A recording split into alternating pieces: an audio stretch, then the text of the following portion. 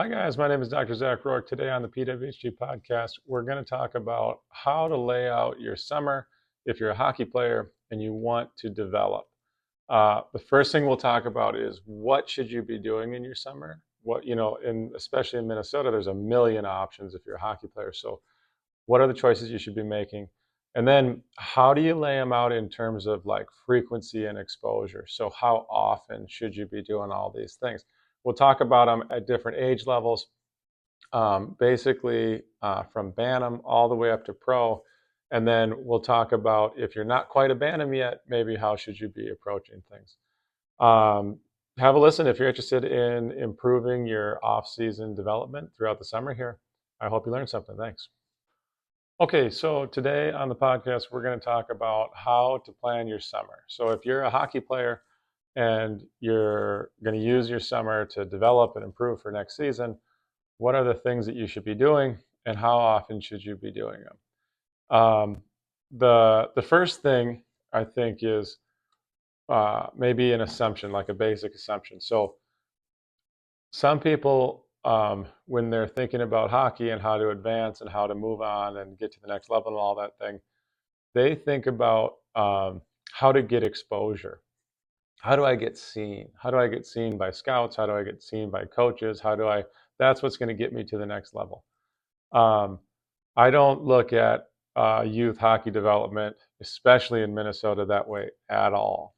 And I'll tell you a quick story about why. So a few years ago, we thought at the gym, we thought about, we have a lot of pretty high level players here, and we thought we were going to put on a showcase for college coaches and juniors coaches, and we'd buy some ice and we'd invite them down for a weekend or something like that.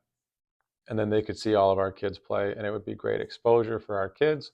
They'd get to meet the coaches and yada, yada, yada. So my first call was to Andy Murray at Western Michigan. He was the head coach at that time. And he said, yeah, we can do that if that helps your business. But as far as what we need, we don't need to see any of your kids. And I was like, oh, that seems crazy. Like, Andy, we have some really good kids. And he was like, no, I know, I've seen them all. And I was really surprised. Um, and then he said, there's a 14-year-old and I don't remember exactly where he said, but maybe he said like Slovakia or something. There's a 14-year-old in Slovakia that we heard about. We've seen all of his game film, and we are deciding today on if we're going to make a move on him or not. And he was like, that I'm just trying to explain to you that if you're a good player somewhere in the world, everyone's already seen you, right? And so the reason that I tell that story, and I tell that story to a lot of parents and a lot of kids, is you don't need to worry about exposure. You just need to worry about being a good player. And if you're a good player, you will be seen. There's no way around it. You can be a 14-year-old in Slovakia, and the head coach of Western Michigan is deciding whether or not he's going to make a move on you today, right? So that's kind of like the first thing to get out of the way is, in my opinion, the goal of the summer when it comes to hockey training, hockey development, is not to get exposure. It is only to develop, okay? Once you get into your winter seasons, your normal seasons, especially if you're in Minnesota, the Elite League is the most scouted league for the age group in the world. Okay. So if you just do what you need to do to improve summer after summer, you have good high school seasons, you have good Bantam seasons that lead into good high school seasons, you make it to the Elite League and you perform well in the Elite League, then you're being seen by literally everybody. Okay. So exposure is not scarce. It's not something that you need to, work your way into. Everybody knows who you are if you're a player. And so the goal is to develop and become a player. Okay, so if the goal is development, then there's a couple of things that we want to think about. And so the first one is what should we be doing? And I'll break that down into off ice and on ice, and then we'll talk about it at different sort of maybe age bandwidths or something like that.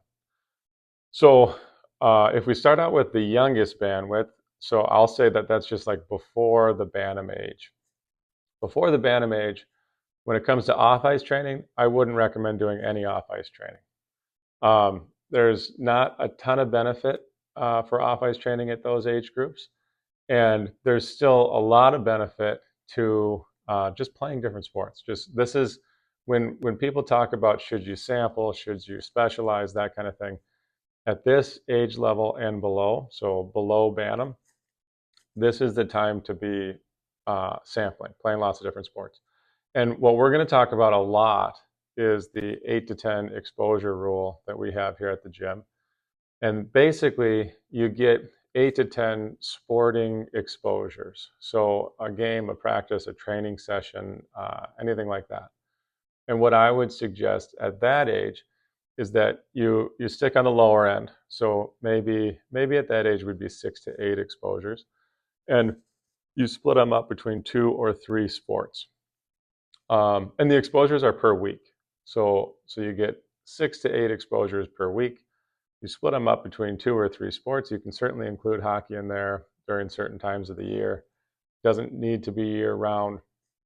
And you just kind of like keep cycling through various different sports. What we do in my family is we try to get 2 or 3 exposures for 2 sports every 3 or 4 months. And then after every 3 or 4 months, we switch out the sports.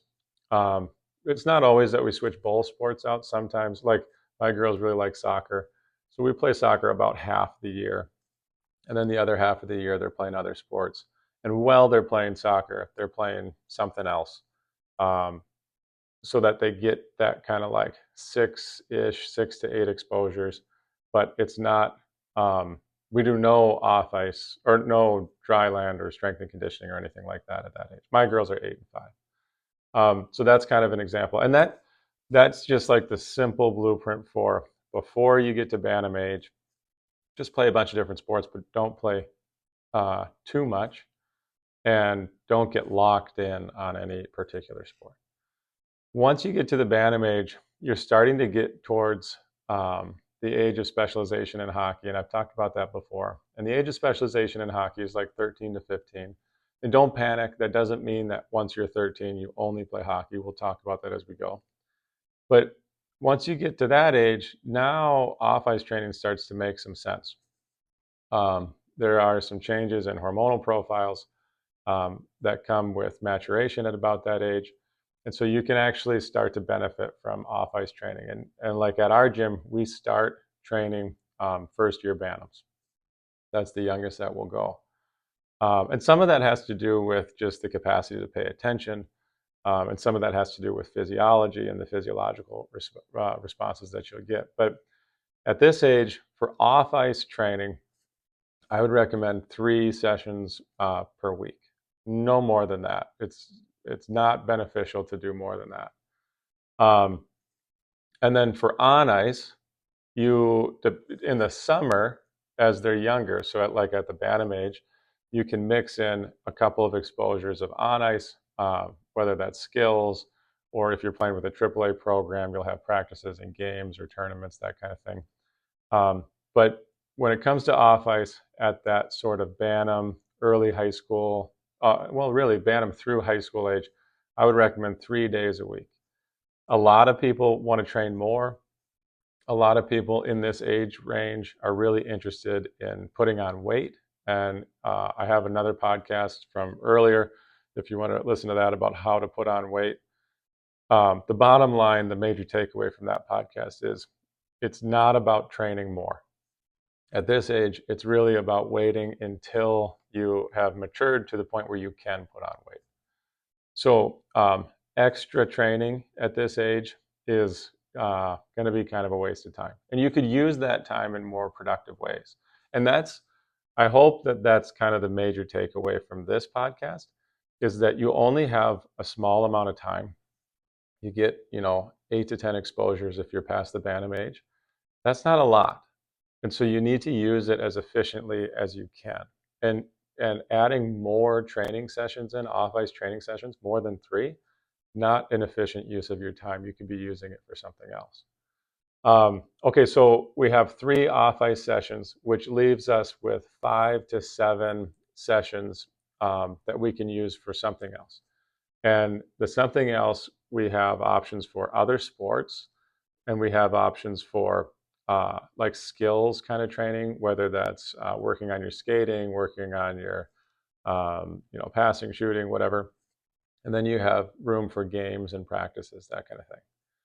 And the way that it works is when you're younger, so you're maybe in the 13 to 15, the beginning of specialization, let's leave room for another sport, right? So let's leave room for maybe it's soccer or basketball or whatever you want to play during the summer. But the idea is because now, if you like what you learned here, you're going to love training with us. If you live near Edina, Minnesota, go to perfectworldhockey.com/consultation to set up a consultation and come on in and work with us in our gym.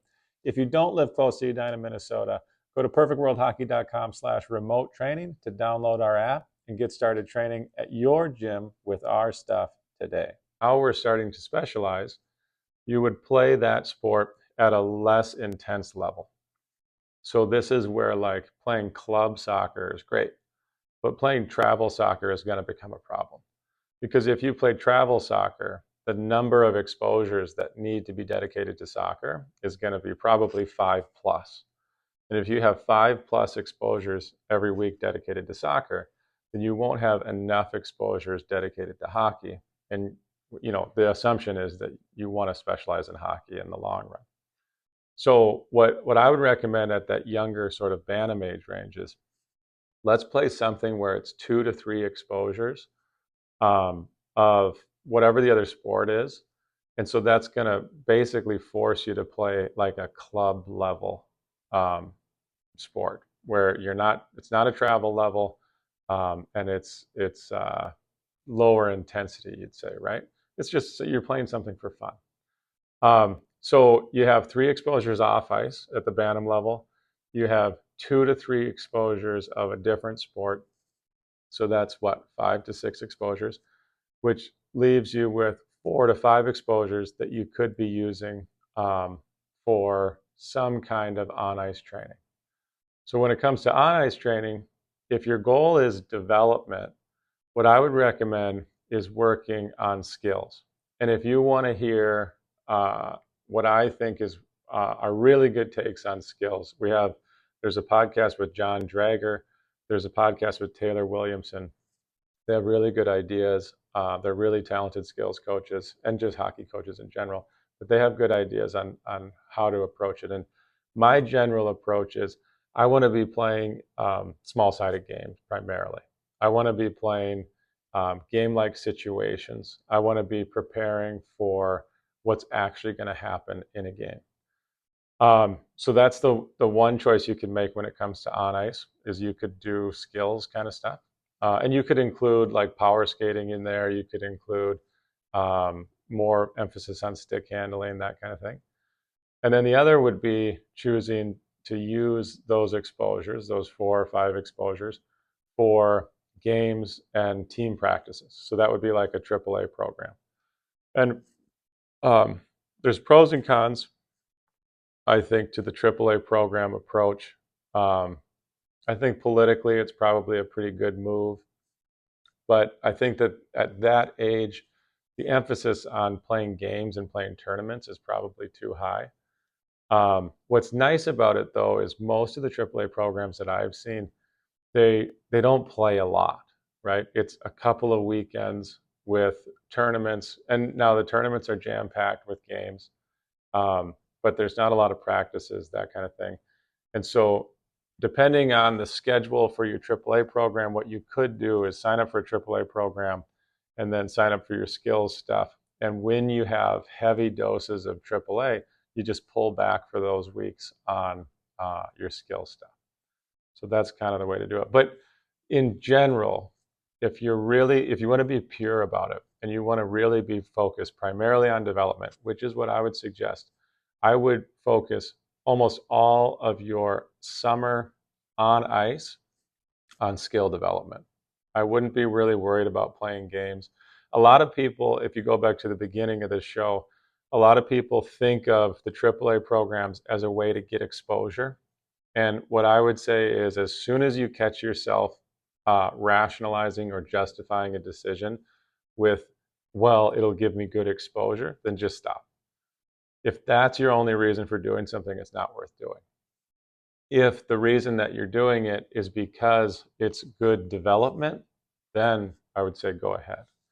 And maybe one more point on like a AAA program, playing games, structured games with referees, all that kind of thing on teams with jerseys and all that, is if you're not a top 6 player, it's probably not a good developmental situation for you.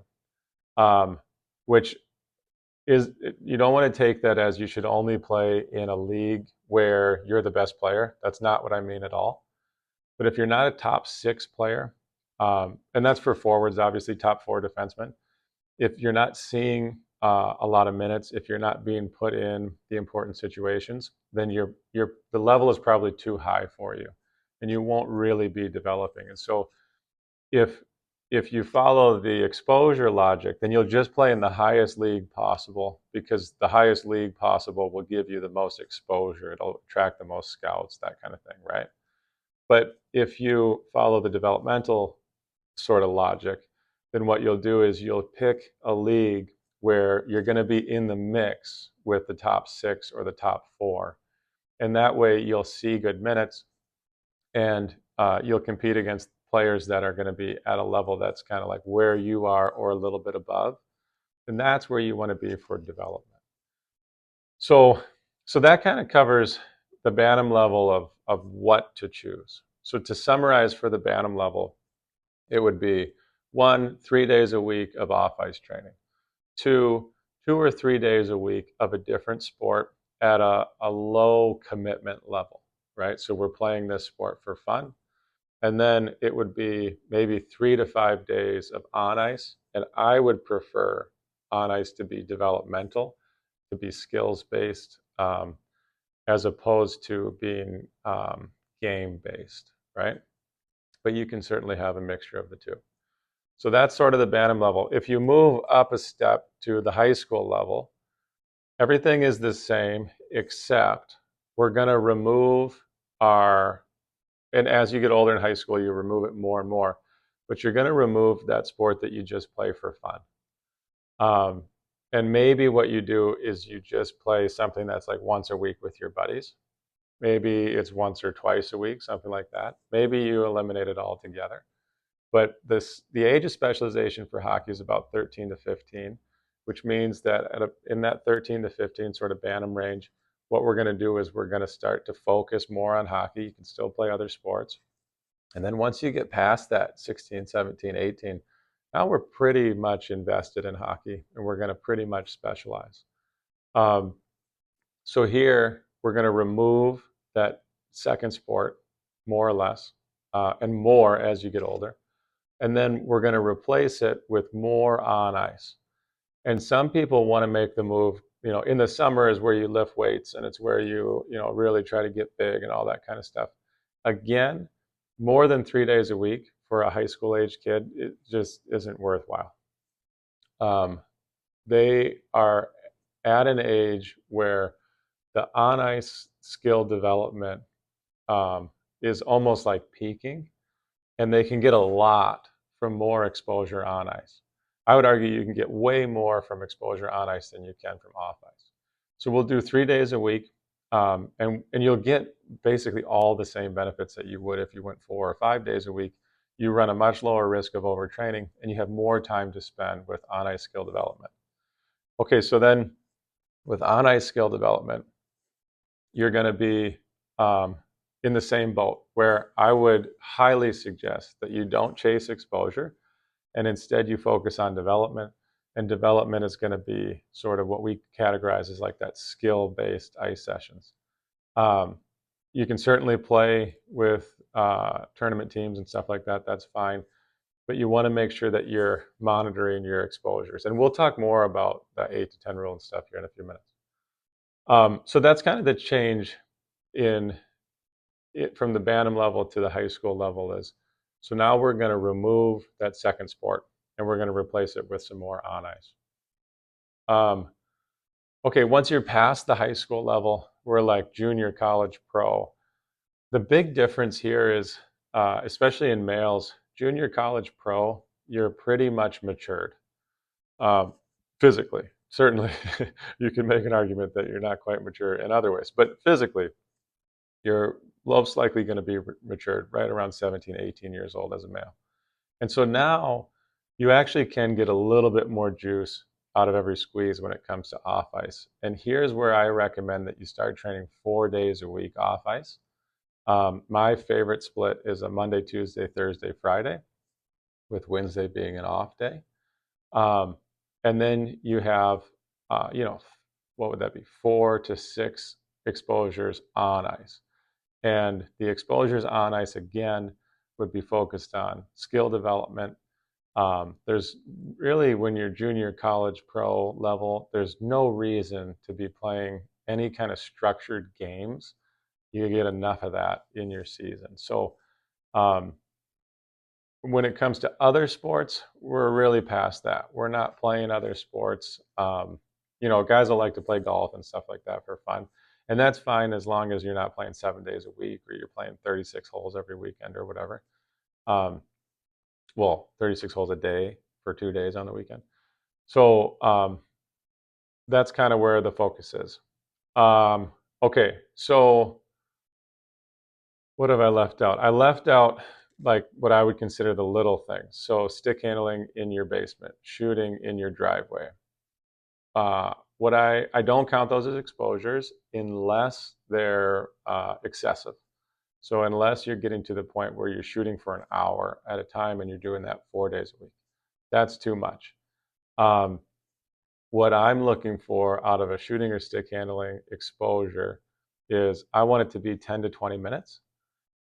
You want to focus on quality instead of quantity, and you could do that anywhere from 2 to 4 times a week, and it doesn't count as an exposure, and you'll get all the benefits that someone who's shooting pucks, 5 days a week for an hour at a time, you'll get all the benefits that they get, but you won't get the negatives that they get, and the negatives that they get come with overtraining, come with tissue degradation, come with excessive fatigue. And the way you could look at it is like, for the first 20 minutes of an hour-long shooting session, that first 20 minutes is what gets you your gains.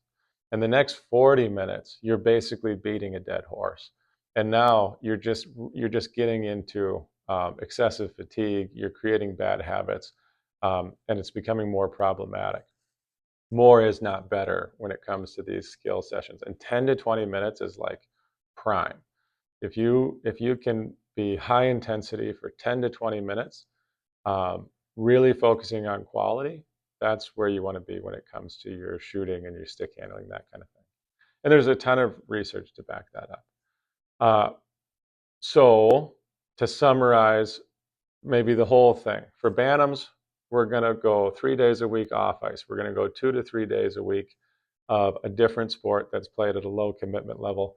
And then we're going to go maybe 4 or 5 days or 4 or 5 exposures of on ice development focused on skill.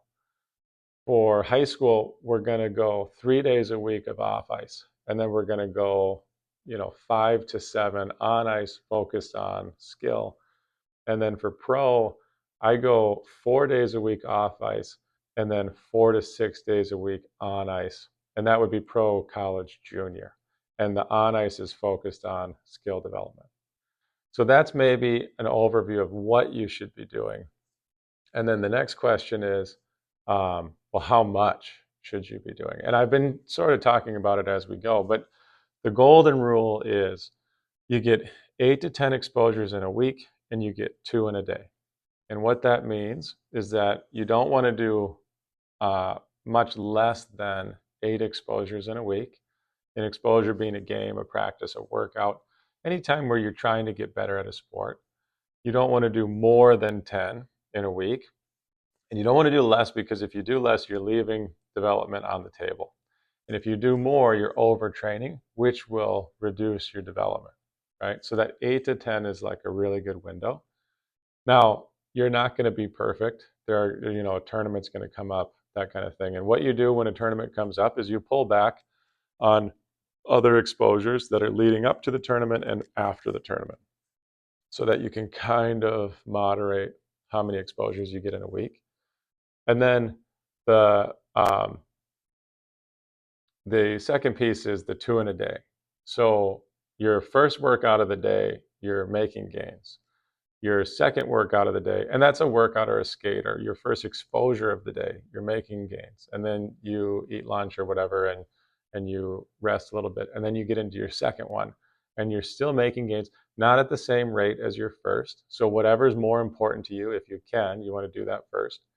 And then your third exposure of the day, you're actually getting worse. And you're wrecking tomorrow's first workout because you're not going to be recovered for it. And you're wrecking the 2 workouts that you just did that day because you're overtrained and fatigued. And so you won't recover very well from it. So 8 to 10 in a week, 2 in a day. And that would be like the major takeaway from this podcast. It's the golden rule. It's the rule we talk about at the gym all the time. And if you're above that consistently, you're doing yourself a disservice. Okay, a lot of people here, I get capped at 10 exposures in a week. That's very handcuffing because I want to do I'm already doing way more than that. I'm already signed up for 15, 20. I've had people come in with 26 exposures in a week. What it forces you to do is focus on high quality. Now we have to make decisions. Now we have to choose between things, right? Where before, if your mindset was if some is good, more is better, then when somebody offered you whatever training program, you just jump on it and say, yeah, that's a great opportunity. I'm going to take it. Now you have to vet it and you have to say, well, what's the quality of that training program? Because my time to train and to develop is limited. I get 8 to 10 exposures in a week. And so I can only choose the best stuff, right? And so typically what happens is you shave off all the excess stuff, all the stuff that's not high quality. You end up only doing the high quality stuff, which is the expensive stuff. Overall, you'll save money because you were doing that stuff and you were doing the cheap stuff that's not very good anyway. And then what happens is your development improves and you improve. If you like what you're learning here, you're going to love our free Hockey Hips protocol. It's the same protocol that I've developed over the last 10 years. I use it with all my pros. It's designed to maximize the performance of your hips, to maximize the performance on ice, and to reduce your injury risk on ice. If you want this free protocol, visit us at perfectworldhockey.com/remote training at a faster rate. And your kids' desire to play hockey improves. They love hockey even more. When you start to overtrain, one of the things that it does is psychologically it starts to reduce your desire to do the thing, and the thing being trained for hockey, right? And so if you have them right on the edge of where they're begging to do more and begging to do more, and you're at that 8 to 10, it's perfect, and leave it there, right? If you like, especially the best players, the most driven players, you're going to have to hold them back. If you don't have to hold a player back, they probably don't have a very high ceiling. That's just what it comes down to. So when it comes to how much, just follow the golden rule. And that's at the Bantam level, that's at the high school level, the junior college pro level, 8 to 10 and 2 in a day. When it comes to younger kids below the Bantam level, then I go like 6 to 8. And you can do 2 in a day, but it's best to do 1 in a day. There's no need to be doing 2 exposures in a day. Try to spread them out as much as you can. And I know that that's not always possible, but that's what you're shooting for. That's what the goal should be. Okay, so that's kind of those are like the general rules that I would use for laying out your summer. Really focus on the golden rule, 8 to 10 and 2 in a day. Really focus on quality of whatever kind of training you're doing. Don't overdo it in the gym. For most levels, 3 days a week is perfectly fine. Once you get to junior college level, you can go 4. And then when it comes to on-ice development, don't chase exposure. Really focus on development. Focus on skill work. Focusing on improving your performance. And you want to be in a group that you would be in that top 6 mix or in the top 4 mix if you're a defenseman. Okay, that's what I got for you. Hopefully that was informative and you learned something. We'll see you next time. This has been a presentation of the PWHT Podcast. If you like what you heard here, you're going to love training with us. If you live near Edina, Minnesota, schedule a consultation with us at perfectworldhockey.com/consultation. If you don't live near us and you can't train in person, you're still in luck. Go to perfectworldhockey.com/remote training to download our app. That way you can do all the same training that we do in our gym at your gym at home.